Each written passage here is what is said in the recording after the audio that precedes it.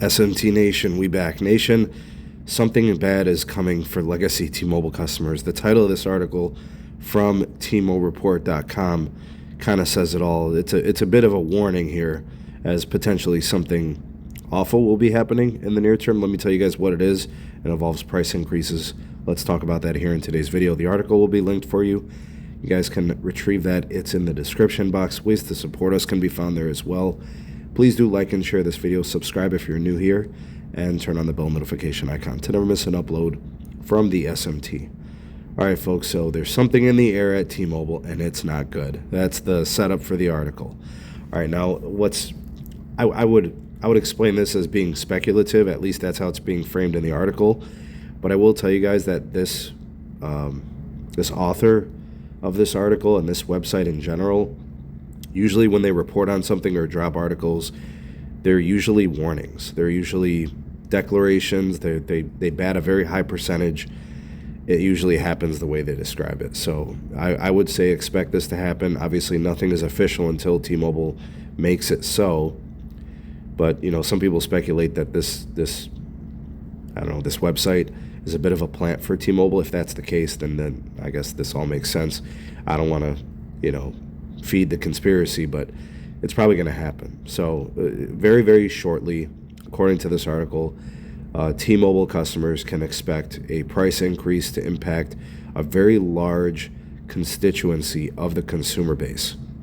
So the first thing is, indications are that T-Mobile is really pushing employees to be all hands on deck. And by that, we're talking about customer care, customer support agents, store reps. They're being instructed to I guess, put in extra work days, extra work time through Friday.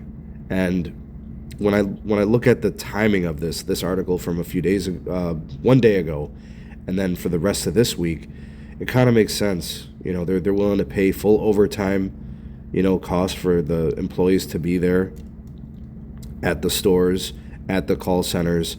I think there's been some additional employee retraining for supports on customer retention. And, T-Mobile's probably expecting high volume when they do something like this. So I want you guys to just put that all together.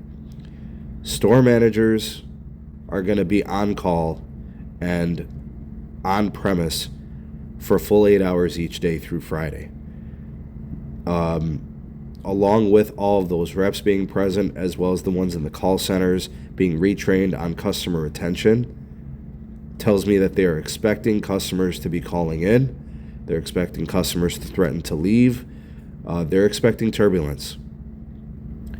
So if you have one of those older legacy T-Mobile plans where you have several free lines, more free lines than paid lines, if you have like the Simple Choice, the T-Mobile One, those types of plans, the way it's being framed in this article is that those are going to be the targeted accounts to see the most sizable magnitude type of price increases. So here's what I want to make sure I mention to you guys. Let's say T-Mobile does raise pricing, and let's say that it's substantial enough to where it makes your bill 25 to 50% more expensive. I think you have to look at it from this perspective. It was a good run. You were able to take advantage and capitalize on really good wireless deals on your services when T-Mobile was the small, scrappy, upstart, uncarrier disruptor. But they're just simply not that anymore. And up until this point, you've been able to hang on to those legacy plans and those costs and the what your plan rate was, and that's been great. But they're 4 years out of the merger. They've already said publicly that all they care about is meeting the needs of the investor. That conflicts with what the customer likes. So, I've always called T-Mobile AT&T Junior. I've always felt like, at least since Mike Seaver took over as CEO, we've seen a shifting of the tides, right? So take all these things into consideration. It's going to be very simple. You're going to weigh your options. If you can get a better deal somewhere else, you might move. You might move to Spectrum Mobile. You might move to Xfinity Mobile if they're cheaper. You have prepaid options, US Mobile and Visible and Cricket and maybe Metro, if they got an entry-level plan that you could save money on. But the days of premium postpaid service for an average of $9 a line or $8 a line or $5 a line or even $15 a line. It's just unrealistic to expect it, I think, just based on all of this that's been developing and kind of the intentions of T-Mobile in the industry over the last several years. Look, I'm not going to feed into the speculation. I'm just reading what's in this article as well as what's been said at the investor conferences. T-Mobile leadership has hinted and mentioned that they're going to raise prices. All we're waiting for is to see how they do it, who it impacts, and how much it's going to change.